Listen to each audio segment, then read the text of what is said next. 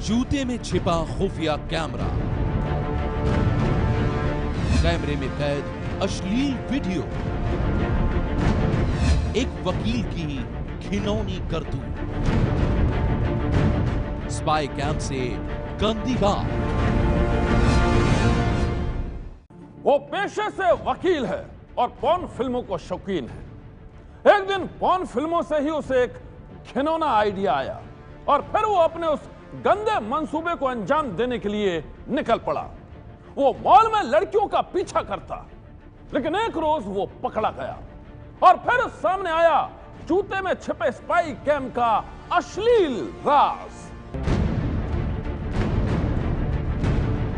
CCTV में कैद ये तस्वीरें एक ऐसे सिरफिरे की धर पकड़ की हैं जो पेशे से तो वकील है, लेकिन उसकी करतूत बेहद ही घिनौनी है। नाम है आशीष शर्मा। इसके घिनौने गुनाह की कहानी जानने से पहले आप देखिए कि कैसे पकड़े जाने के डर से ये दिल्ली के एक मॉल से भागने की कोशिश कर रहा था। मॉल के गार्ड कर्मचारी उसका पीछा करते रहे और वो बदहवास भागा जा रहा था, लेकिन इससे पहले कि वो मॉल से बाहर निकल पाता, पकड़ा गया। और इसके पकड़े जाने के बाद इसकी उस गंदी करतूत का खुलासा हुआ जिसे देखकर हर कोई रह गया सन्न। स्पाई कैम से गंदी बात। सीसीटीवी में कैद ये तस्वीरें दिल्ली के साकेत इलाके के एक बड़े मॉल की हैं। मामला शनिवार का है। आशीष शर्मा नाम का ये शख्स मॉल में इधर उधर घूम रहा था। मॉल में आई जिन लड़कियों ने स्कर्ट और छोटे कपड़े पहने हुए थे, उन्हीं के पीछे पीछे मंडरा रहा था। उनके पास जाकर खड़ा हो रहा था। काफी देर तक ये मॉल में आने वाली एक लड़की से दूसरी लड़की का पीछा करता रहा।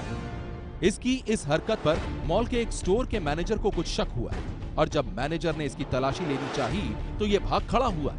इसके भागने से मैनेजर और मॉल के कर्मचारियों को यकीन हो गया कि कुछ तो गड़बड़ है और जब उन लोगों ने आशीष शर्मा को पकड़कर उसकी तलाशी ली तो सामने आई जूते में छिपे खुफिया कैमरे की अश्लील कहानी। तलाशी के दौरान पता चला कि आशीष ने अपने जूते में एक स्पाई कैम फिट कर रखा था। उस कैमरे से ये मॉल में स्कर्ट और छोटे कपड़े पहनकर आने वाली लड़कियों के अश्लील वीडियो बना रहा था। ये कैमरा है, बटन कैमरा इसे बोलते हैं, स्पाई कैमरा है ये। इसको आप ऐसी जगहों पर लगा सकते हैं ताकि दूसरा शख्स आपको ना देख पाए कि आप उसकी वीडियो रिकॉर्डिंग कर रहे हैं। और इसी तरह का कुछ कैमरा उस एडवोकेट के पास था और वो इस कैमरे को अपने जूते में रखकर इस्तेमाल कर रहा था। जब उस पर शक हुआ तो उसे गिरफ्तार किया गया। अपने गंदे खेल के बेनकाब हो जाने के बाद आशीष ने खुलासा किया कि जूते में खुफिया कैमरा लगाकर ये पिछले 2 हफ्तों से लड़कियों और महिलाओं के अश्लील वीडियोस बना रहा था। ये अपने जूते में स्पाई कैम लगाकर बड़े बड़े मॉल्स में जाता था और जैसे ही इसे मॉल में कोई स्कर्ट और मिनी स्कर्ट पहनी हुई लड़की दिखाई देती, ये उसके पीछे लग जाता था। उसके पास खड़े होकर ये अपने पैर को इस तरह से रखता था कि उसका अश्लील वीडियो कैमरे में आसानी से रिकॉर्ड हो जाए। ये छोटा स्पाई कैमरा लगभग 2 घंटे से 2.5 घंटे तक वीडियो रिकॉर्डिंग करता है और इसकी बैटरियाँ इसकी मेमोरीज के अंदर ही होती है। इसको यूज़ करना बहुत आसान है। जैसे आपका ये शूज़ है, आप इसको शूज़ को उतारिए और यहाँ से एक छोटा छेद कर लीजिए और इसको अंदर से यहाँ से चिपका लीजिए। ये अंदर चिपकने के बाद यहाँ से अपनी ऊपर की वीडियो लेता रहेगा। ज़्यादातर लोग इसको स्टिंग मिशन के लिए यूज़ करते हैं कि किसी प्रकार का स्टिंग मिशन करना, रिश्वत लेन देन के लिए, पर अब इसका कुछ लोग गलत यूज़ भी कर रहे हैं, जैसे आपने कल देखा। और ये ईजी टू यूज़ है, ये फ्रेंडली आता है बहुत, आप बहुत ईजी और बहुत आराम से यूज़ कर सकते हैं। और उसका आप सिंपल सबसे शूज़ पहन लीजिए इसको लगाने के बाद में, और आप ऊपर की वीडियो बहुत अच्छी तरह से रिकॉर्ड कर सकते हैं। और ये पैर में पहनने के बाद कंफर्टेबल भी होता है। आप बिल्कुल आराम से चल सकते हैं, कोई आदमी जज भी नहीं कर सकता कि आपके पैर में कैमरा लगा। आशीष शर्मा का ये वही जूता है जिसमें उसने स्पाई कैम लगा रखा था और उस कैमरे के जरिए वो लड़कियों के अश्लील वीडियोस की रिकॉर्डिंग करता था। पकड़े जाने के बाद आशीष शर्मा ने खुलासा किया है कि उसे ये घिनौना आइडिया एक पॉर्न साइट देखकर आया। इसके बाद इसने ऑनलाइन एक स्पाई कैमरा खरीदा और फिर अपना घिनौना खेल शुरू कर दिया। क्या ये मूविंग के टाइम भी हो सकता है? क्योंकि कल जैसा देखा गया जब पुलिस ने पकड़ा तो जो एडवोकेट था उसने अपने राइट पैर में लगा रखा था और वो लेडीज़ के सेक्शन में जा रहा था और अपने पैर को बार बार आगे की तरफ कर रहा था, जिससे वो पूरी रिकॉर्डिंग हो रही थी और करीब 10 क्लिप्स भी मिली हैं। तो इसकी रेंज कितनी होती है और इसकी वीडियो क्वालिटी? देखिए, एक्चुअली ऑडियो और वीडियो दोनों रिकॉर्ड कर लेता है और इसकी वीडियो क्वालिटी 5 मेगापिक्सल का ये कैमरा आता है और बहुत अच्छा रिकॉर्डिंग कर लेता है ये। इसमें आपको किसी भी चीज़ की एक्सटर्नल जरूरत नहीं पड़ती, और ये बहुत छोटा है क्योंकि इसका LCD डिस्प्ले नहीं होता, पर ये बड़े कैमरों की तरह ही काम करता है। इसकी कीमत कितनी है? ये इसके लगभग 4000 रुपये के करीब कॉस्ट करता है। कैमरे की तलाशी के दौरान पुलिस को आशीष शर्मा के स्पाई कैम से 10 अश्लील वीडियो बरामद हुए हैं। पूछताछ में इसने खुलासा किया है कि यह पिछले 2 हफ्तों से मॉल में घूम घूम कर लड़कियों के अश्लील वीडियो बना रहा है। पिछले शुक्रवार को भी वो मॉल में आकर रिकॉर्डिंग कर चुका था। जो लोग हैं, लोग कैसे सावधान रहें, खासकर मॉल में महिलाएं कैसे सावधान रहें, अपने आप को कैसे सुरक्षित रख सके, क्योंकि ऐसे तो कोई भी स्टिंग कर सकता है। देखिए, किसी की भी एबनॉर्मल हरकत अगर आप पकड़ें तो नेचुरली आपकी हो सकता है वीडियो रिकॉर्डिंग कर रहा हो, क्योंकि वीडियो रिकॉर्डिंग के लिए उसको आपको कुछ पास आना पड़ेगा, दूर से तो वीडियो रिकॉर्डिंग होगी नहीं। तो जब आप किसी को एबनॉर्मल, कल भी ऐसा ही हुआ, उन्होंने उसकी एबनॉर्मल एक्टिविटी पकड़ी कि उस स्कर्ट के नीचे कर रहा था, जैसा मुझे पता चला। तो एबनॉर्मल पकड़ कर लेडी उसको बोला कि आपको ऐसा क्यों कर रहे हैं, तो उन्होंने उसके पैर की तरफ देखा, उनको डाउट हुआ, तब उन्होंने उसको बोला कि आप खोल के दिखाओ, तो वो भागने लगा। तो आपको ये ध्यान रखना, जब भी किसी की एबनॉर्मल एक्टिविटी है, आपको कोई किसी बाथरूम में कह रहा है इसी में नहाइए, तो हो सकता है उसी में कैमरा उसने फिट कर रखा हो।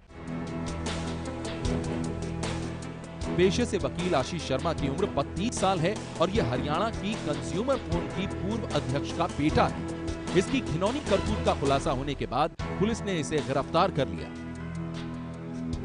हालांकि बाद में इसे थाने से जमानत पर रिहा कर दिया गया। अब पुलिस ये पता लगाने में जुटी है कि आशीष ने अपने कैमरे से रिकॉर्ड किए गए अश्लील वीडियोस को इंटरनेट पर तो नहीं डाला। महज 3 से 4 हजार का क्वालिटी के हिसाब से ये कैमरा मिल जाता है। ऐसे में सावधान रहने की जरूरत है। अगर मॉल में, किसी भीड़ भाड़ वाले इलाके में अगर आपके बिल्कुल करीब, खासकर महिलाओं के कोई शख्स आसपास आपके निकलता है, उसकी हरकतें कुछ भी आपको संदिग्ध लगती हैं, वो आपके पास आने की कोशिश करता है, तो तुरंत उस पर आप एक्शन लीजिए, पुलिस को बुलाइए, क्योंकि ऐसे में सावधानी बरतनी बहुत जरूरी है। क्योंकि जो मामला सामने आया है, इसने सबको हैरान कर रख दिया है, क्योंकि अब जूते के अंदर से भी लोग आपकी जो प्राइवेट आपकी वीडियोस हैं या फोटोज हैं उन्हें रिकॉर्ड कर सकते हैं। तो सावधानी जो है वही एक तरीका है। अगर कोई भी संदिग्ध लगे तो तुरंत अपनी आवाज बुलंद करें। कैमरामैन अजय तिवारी के साथ अभय पराशर, एबीपी न्यूज, दिल्ली। यह सच है कि किसी की निजी जिंदगी के नितांत निजी पलों को सार्वजनिक बना देने के पीछे लगे हुए हैं ढेर सारे लोग। ऐसे में बेहद सावधान रहने की जरूरत है। वो इसलिए क्योंकि कुछ रोज पहले मॉल के ट्रायल रूम में छिपे कई खुफिया कैमरे पकड़े जा चुके हैं। केंद्रीय मंत्री स्मृति ईरानी ने भी कुछ ही महीनों पहले गोवा में फैब इंडिया के शोरूम से खुफिया कैमरा पकड़ा था, और उसके बाद कई शहरों में ट्रायल रूम में छिपे खुफिया कैमरों की पड़ताल में जुट गई थी पुलिस। लेकिन अगर आप कुछ सावधानी बरतें तो खुफिया कैमरे का शिकार होने से बच सकते हैं। कैसे? देखिए ये रिपोर्ट।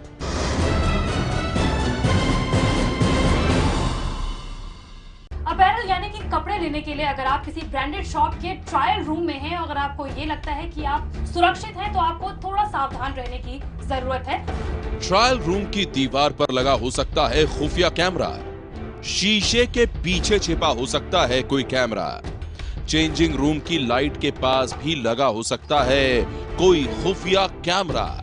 आपके निजी पलों को कैमरे में कैद करने की साजिश रचने वालों से सावधान रहें। ट्रायल रूम का इस्तेमाल करने से पहले होशियार रहें, क्योंकि कहीं भी छिपा हो सकता है खुफिया कैमरा। सबसे पहले तो अगर हिडन कैम छुपा है किसी ट्रायल रूम के अंदर, तो पहले ही देख लें, अपना मोबाइल नेटवर्क है वो जांच लें कि ट्रायल रूम में जाने से पहले क्या आपका मोबाइल नेटवर्क जो है वो पूरी तरह से आ रहा है। और साथ ही ट्रायल रूम के अंदर आने के बाद जब आप चाहें तो एक कॉल करके भी देख सकते हैं, जिससे ये पता चल जाएगा कि आपके मोबाइल में फुल नेटवर्क है या नहीं।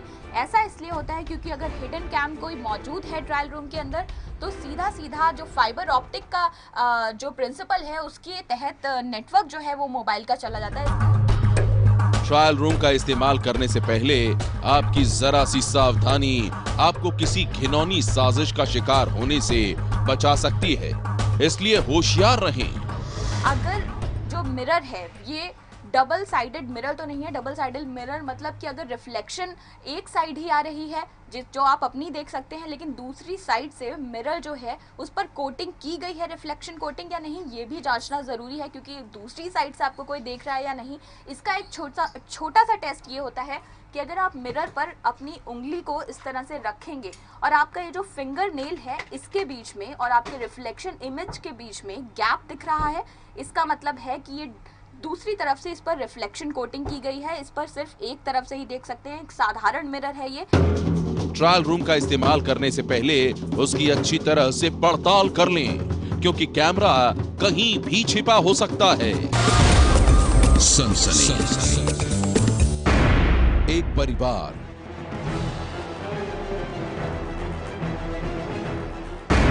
कई वर्दी वाले और कैमरे में कैद बेरहमी की तस्वीरें।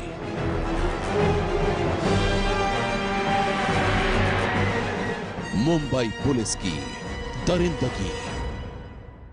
अभी आपने जो तस्वीरें देखी हैं, ये मुंबई के लाल बाग के राजा के मंदिर की है। एक परिवार वहां दर्शन करने के लिए पहुंचा था, लेकिन उनके साथ मुंबई पुलिस ने जो सलूक किया उसने कई सवाल खड़े कर दिए हैं।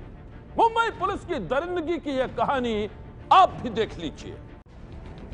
पिता बेटी को बचाने की कोशिश कर रहा है और पुलिस वाले बेरहमी से उसकी बेटी को पीट रहे हैं, थप्पड़ों की बौछार कर रहे हैं।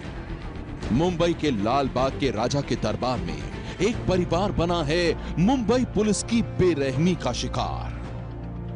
मुंबई पुलिस की दरिंदगी का शिकार बना यह परिवार लाल बाग के राजा के दर्शन के लिए आया था, लेकिन वहां इनके साथ क्या हुआ उसकी कहानी ये तस्वीरें बयान कर रही हैं। पूरे परिवार को पुलिस वालों ने बेरहमी से पीटा। मां बाप और उनकी बेटी तीनों को बुरी तरह से पीटा गया। इन तस्वीरों में आप देख सकते हैं कि किस तरह लड़की को महिला पुलिसकर्मी बेरहमी से पीट रही है।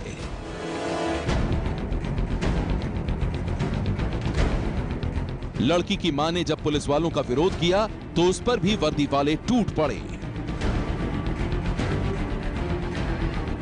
पुलिस वालों की इस बेरहमी का शिकार बनी इस लड़की का नाम है नंदिनी। नंदिनी के मुताबिक ये अपने मां बाप के साथ लाल बाग के राजा के दर्शन के लिए आई थी। मंदिर में बहुत भीड़ थी, दर्शन के लिए लंबी लाइन लगी हुई थी। उसी दौरान इसने देखा कि कुछ लोग वीआईपी गेट से मंदिर के अंदर घुस रहे हैं। इसने भी वीआईपी गेट से अंदर जाने के लिए वहां मौजूद मंदिर के कार्यकर्ताओं से इजाजत मांगी। उनकी इजाजत के बाद अपने मां बाप के साथ ये आगे बढ़ी, लेकिन वहां मौजूद पुलिस वालों ने परिवार के साथ बदतमीजी शुरू कर दी। वीडियो में लेडी कांस्टेबल आके सीधे उसमें मारना शुरू कर रही है और घसीट के पापा ने जब इसको पकड़ा वो जब मुझे कवर कर रहे थे, उनसे माफी मांग रहे थे, तो वो फिर भी आके मेरे पापा को भी मार रहे थे एज वेल एज मुझे भी मार रहे थे। उसके बाद का वीडियो फुटेज जो है, साइड में लेके जाके भी मुझे बहुत मारा है। नंदिनी के मुताबिक शुरुआत पुरुष पुलिसकर्मी ने की। उसने इसकी मां को धक्का मारा जिससे उनका कपड़ा फट गया। इसने उसका विरोध किया तो महिला पुलिसकर्मी इस पर टूट पड़ी।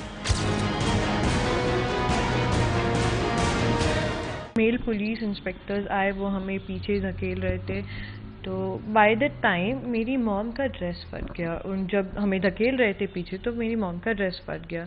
अब ये चीज़ देख के मुझे आ गया गुस्सा, तो इन दौरान बहुत सारी बोलाचाली हो गई हमारी उनसे। तो फिर हम वो होते होते हम वीआईपी लाइन के अंदर चले गए। जब ये इशू हो रहा था तो वीआईपी लाइन के अंदर चले गए।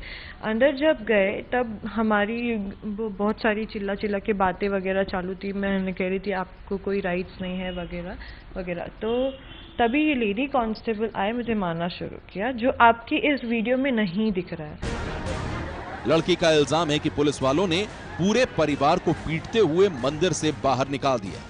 और तो और थाने में भी इनके साथ वर्दी वालों का बेरहमी भरा सुलूक जारी रहा। उन्होंने मुझे साइड ले जाके मारा, उसके बाद लेटा के मारा। उन्होंने उसके बाद पुलिस स्टेशन में जब मारा, डंडे वगैरह से बहुत ज़ोर से मारा। मेरी बॉडी पे निशान भी है उस चीज़ के।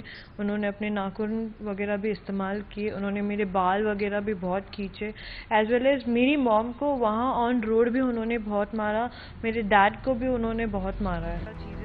नंदिनी का इल्जाम है कि वर्दी वालों ने थाने में भी इसकी और इसके माँ बाप की बहुत पिटाई की। और तो और इतना सब होने के बाद 1200 रुपए का जुर्माना भी ठोक दिया। डंडे से मार के बाल खींच के मेरा फोन वोन फेंका है, उन्होंने तोड़ दिया है।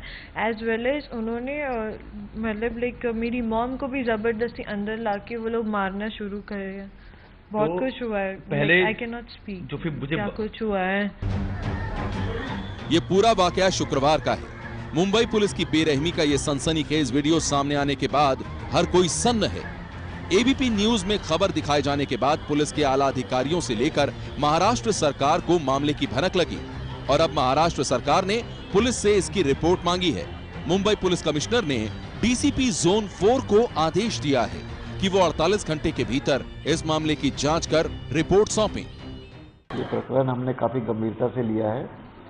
डीसीपी जोन 4 श्री अशोक दुबे इनको ये पूरी इंक्वायरी 2 दिन के अंदर कंप्लीट कर रिपोर्ट सादर करने के लिए कहा गया है। रिपोर्ट जैसे ही हमारे पास आएगा उसके बाद हम आगे की कार्रवाई करेंगे। पुलिस के आला अधिकारी पूरे मामले की जांच कर रहे हैं और उनकी जांच पर महाराष्ट्र के मुख्यमंत्री की भी नजर बनी हुई है। पुलिस का कहना है कि जांच के बाद दोषी पुलिस वालों के खिलाफ सख्त कार्रवाई की जाएगी। लेकिन सवाल यह है कि मंदिर में दर्शन करने के लिए पहुंचे एक परिवार के साथ किसी भी सूरत में वर्दी वालों को ऐसा बेरहमी भरा सलूक करने का हक किसने दिया? सनसनी के लिए मुंबई से मृत्युंजय सिंह के साथ गणेश ठाकुर की रिपोर्ट।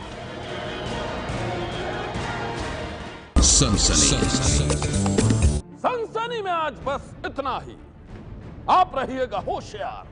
सन्नाटे को चीरती सनसनी कल फिर देगी दस्तक आपकी दहलीज पर।